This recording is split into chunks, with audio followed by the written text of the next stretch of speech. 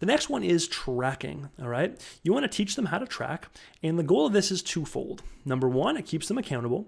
Number two, it helps you identify where the problem is. All right, so here we are at pipedrive.com. And what you're going to do is go ahead and click on Try It Free. There should be a link underneath this video somewhere to direct you to Pipedrive. Once you've logged in, it's going to look like this. Okay, this will be your pipeline view. And what you want to do is click on Pipeline Settings. And now we're going to change these different sections. All right, so I'm going to hit pause for a second, and then I'm going to show you how to do that. All right, so once you've got all of these set up, you're just going to be really putting in what are the different stages, and you can drag these and change these around at any time, okay? Once you've got this in place, you're going to come back over here, and now you're going to see a nice little pipeline view, okay? So let's say that I've got Joe on my list here, okay? Now, this actually can sync up with Gmail, so all of your contacts will actually auto-populate, and then so will all their information, their phone number, email address, all of the rest, okay? For this segment here, I'm just gonna go ahead and just put one thing in here, okay? So we've got Joe. So I might have a list of people that I'd like to contact, and contact made just means that I talked to them and they answered the phone. And then maybe I'll say, I said, hey, are you open to getting some information? And they said yes. So now I'm going to move them over to here. But if they didn't have 5 minutes to watch the video right now, maybe I didn't give them the video link yet. So, you know, we have an appointment for 2 days from now where they're going to go through the information.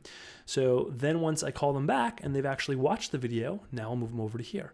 So you can see visually, you can just be moving people one stage at a time, which is useful because if you have lots of people in your funnel, you can see exactly where they're at. So I'm going to pause it here and then I'll give you an example of what that might look like. So once we've got lots of different people inside of here, we can quickly at a glance see where people are being stuck in the funnel.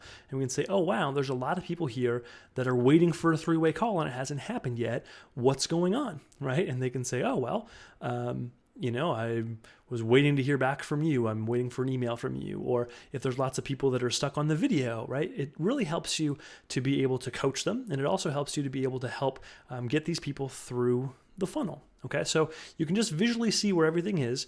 Also, you can notice that right here is the next activity. So this is more in depth than we're going to go in this training, but you can actually book in meetings, and this can actually sync up with your calendar. You can put in tasks or deadlines or emails or lunches, and you can set a date at which it's supposed to happen. And as long as the date hasn't come yet, this will be green.